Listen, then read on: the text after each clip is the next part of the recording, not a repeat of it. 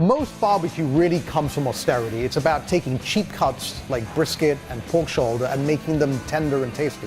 I'm here at Hill Country Barbecue in New York City to try dry age barbecue. Can this possibly be the most expensive barbecue on earth? And can it be worth it? I'm about to find out.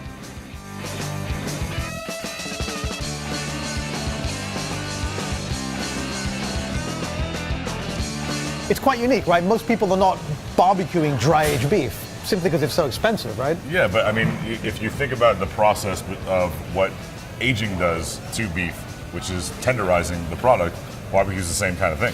Right. Very unique that nobody does it, but if you think about it in theory, it's kind of the same. This one is gnarled and pitted and looks like an ancient anthracite. Look at this thing. You know, so what we'll do is we'll kind of take some of this down and then we'll cut them into individual steaks. Okay. So that, as we talked about before, you're getting that penetration of all that flavor, not only from the dry age, but from the rub. Now this is USDA Prime. Is this Creekstone?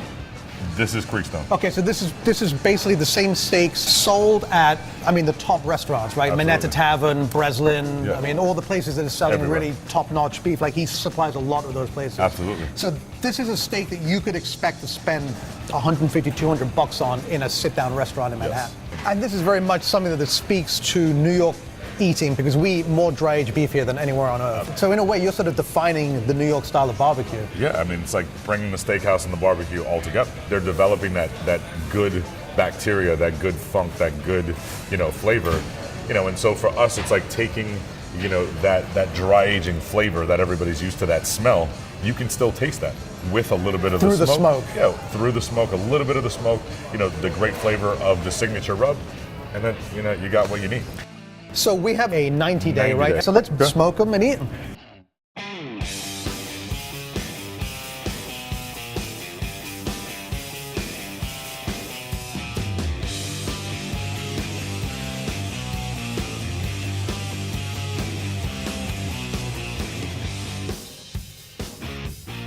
Okay, the moment of truth has arrived. We have our Uber aging of the 90-day. Here we go.